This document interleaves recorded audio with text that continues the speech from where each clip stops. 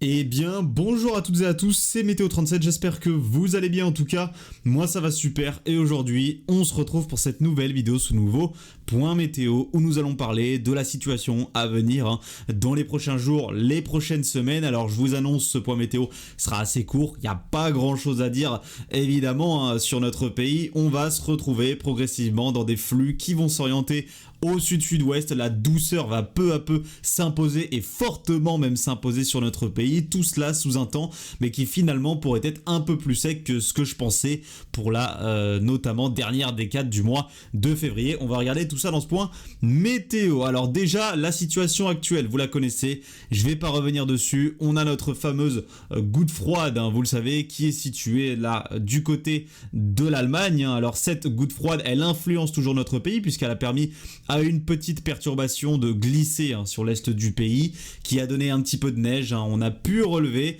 d'un saupoudrage jusqu'à 3 cm de neige en pleine en Lorraine, au-delà vers les Vosges, donc à des altitudes un petit peu plus hautes vers les Vosges, le Jura, la neige est un petit peu plus tombée. Alors la limite pluie-neige, elle était là en ce début d'après-midi vers 1000-1100 mètres d'altitude du côté du Jura, et finalement les plus hauts cumuls de neige, on les retrouvait beaucoup plus haut, au-delà de 1300-1400 mètres, comme je vous l'avais dit dans mon dernier bulletin en poste, avec la nouvelle carte, enfin la carte de vigilance que je vous avais sortie hier soir. Et donc idem pour les Vosges, c'est surtout au-delà de 700-800 mètres qu'on a retrouvé les cumuls de neige les plus importants. Alors il fallait surtout aller vers les 900 mètres là pour vraiment atteindre les 5 à 10 cm de neige qu'on a effectivement atteint là aussi du côté des Vosges. Donc cette neige là actuellement on la retrouve un petit peu plus au sud du côté du Jura et notamment des Alpes. Cette neige, donc, elle va tomber une bonne partie de la journée sur ces reliefs-là. Comme je vous l'avais dit, dans les Alpes, au-delà de 2000 mètres, on attend entre 15 et 30 cm de neige. On peut même localement dépasser sur certains reliefs, évidemment, les 30 cm de neige, donc ça fait une bonne couche supplémentaire au-delà de 2000 mètres du côté des Alpes, et donc tout cela au fur et à mesure va s'assécher dans l'est du pays, notamment en allant vers cette soirée et nuit de jeudi à vendredi. Alors ce qu'on surveille quand même, c'est les quelques averses de neige qui pourraient transiter entre la Lorraine, l'Alsace et la Franche-Comté entre cette nuit et demain matin. Ces quelques averses de neige qui peuvent là aussi donner un petit saupoudrage sur les secteurs qui n'avaient pas vraiment eu de neige, ou alors ajouter une très légère couche de neige sur les secteurs qui avaient déjà eu de la neige. Alors une neige qui globalement quand même pourrait fondre évidemment durant cet après-midi de jeudi, si jamais elle avait tenu là entre cette nuit et ce matin dans le nord-est du pays, notamment sur les secteurs en plaine. Mais voilà, ça peut rajouter une toute petite couche de neige sous les averses, en tout cas les plus fortes. Ce sera pas grand chose, mais on a quand même ces petits risques dans le nord-est. Et ce qu'on surveille aussi, c'est le verglas. Attention quand même au risque de verglas dans le nord-est avec ces sols mouillés et les températures qui seront très fraîche, voire même froide dans la nuit prochaine et la matinée prochaine. On peut atteindre jusqu'à -4, -5 degrés, notamment en allant vers les frontières du nord-est.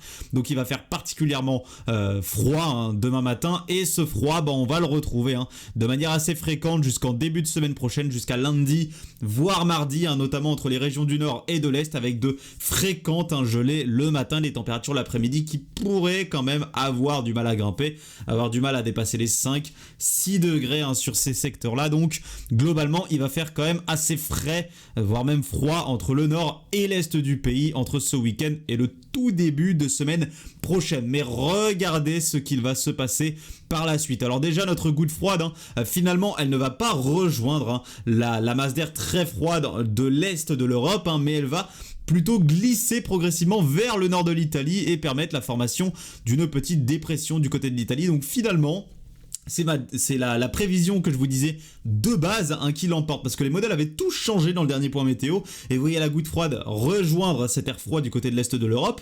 Et là, tout à coup, ils se sont tous remis sur ce scénario avec la goutte froide qui transite vers le nord de l'Italie. Donc ça, c'était le scénario que je vous avais donné de base. Et bien, ce scénario, il est revenu, et c'est le scénario final. Il est confirmé là, avec évidemment, effectivement, plutôt la goutte froide qui va transiter vers l'Italie avant de rejoindre la Méditerranée et de progressivement, vous le voyez, se combler du côté de la Méditerranée. Voilà. Et donc, sur notre pays, progressivement, en allant vers la semaine semaine prochaine, vous le voyez, c'est un flux qui va s'orienter de plus en plus au sud avec une petite racine subtropicale. Alors on voit les hautes pressions subtropicales qui remontent progressivement sur notre pays.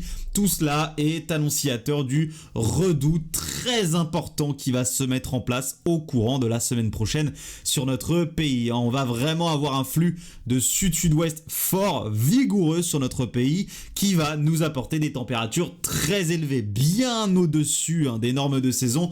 Là, on peut carrément atteindre des valeurs de 5, 6, 7 degrés au-dessus des normes de saison au niveau des anomalies journalières à partir de la semaine prochaine. Donc, il va vraiment faire très très doux. Et ce qui a changé par rapport au dernier point météo, c'est l'humidité. On voit que au final, regardez sur les modèles, les hautes pressions subtropicales ont tendance à venir nous titiller un petit peu plus que ce que je pensais, avec le blocage ici à 1035 hectopascales du côté de l'Europe qui a été en fait sous-estimé dans les derniers runs, dans les runs des derniers jours et qui donc a augmenté au fur et à mesure là jusqu'à donc ces derniers jours avec un blocage particulièrement fort du côté, vous le voyez, de l'Europe. Et cet anticyclone à 1035 hectopascales, la modélisation par le modèle CEP qui nous montre donc des conditions bien anticycloniques finalement sur une grosse partie de l'Europe. Et nous donc on se retrouve sur le flanc ouest de cet anticyclone avec donc finalement on est en étau, on est en étau entre les basses pressions, vous le voyez, du côté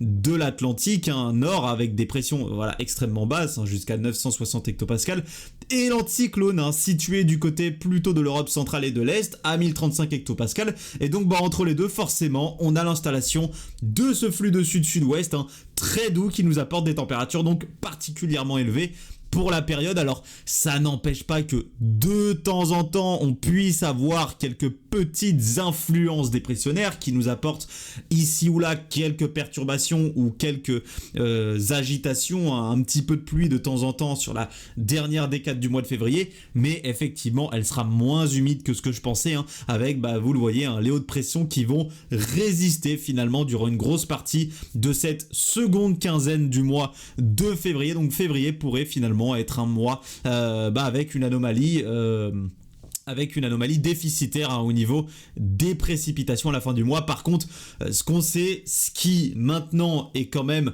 à 90% sûr, c'est que février sera un mois doux à très doux avec les anomalies particulièrement élevées de température que nous aurons durant cette seconde décade. D'ailleurs, regardez ces anomalies, on les voit très bien sur la modélisation de CEP. Là, regardez, on voit très bien sur notre pays les anomalies plutôt fraîches là de cette fin de semaine avec les fréquentes gelées et la petite influence continentale qu'on va avoir. Donc pour cette fin de semaine, on sera un petit peu sous les normes de saison, légèrement. On sera légèrement sous les normes de saison, 1, 2, voire max 3 degrés sous les normes au niveau journalier. C'est pas grand chose, c'est tout à fait classique.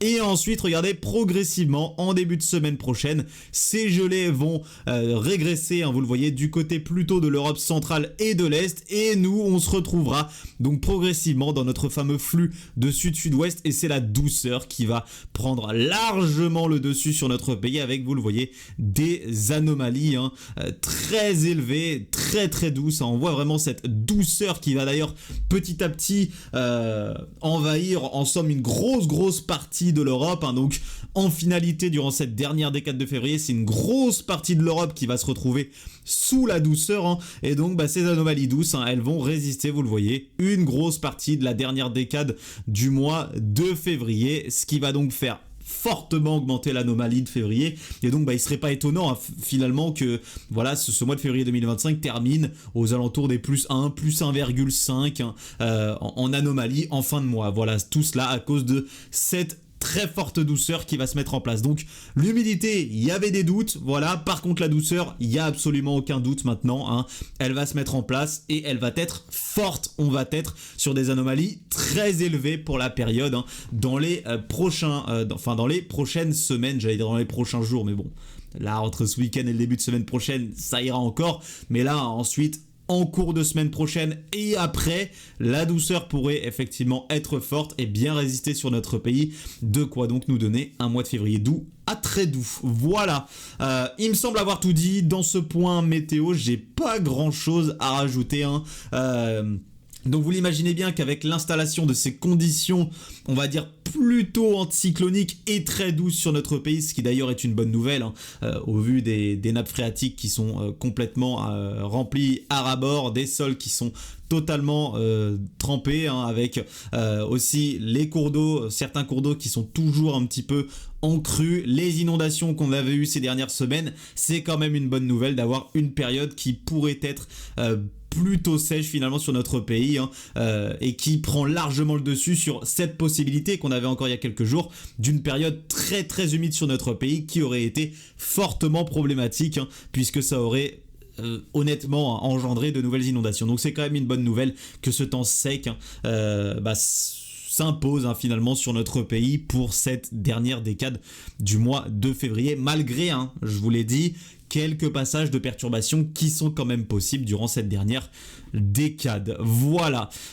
Donc il me semble avoir effectivement tout dit, hein, donc pour cette suite du mois de février. Forcément l'activité sur YouTube va être un petit peu restreinte, il n'y a plus grand chose à dire, hein, le temps sera assez calme, ennuyeux. Donc là forcément il n'y aura pas beaucoup de points météo dans les prochaines semaines. Voilà, donc merci à tous, hein, d'avoir suivi ce point météo. Je vous sortirai la carte de vigilance quand même pour cette journée de vendredi et ensuite tout cela va se calmer progressivement, donc il y aura également de moins en moins de cartes de vigilance qui seront mises en ligne, hein, dans les prochains jours et les prochaines semaines. Merci à tous d'avoir suivi ce point météo, c'était Météo 37, bye tout le monde.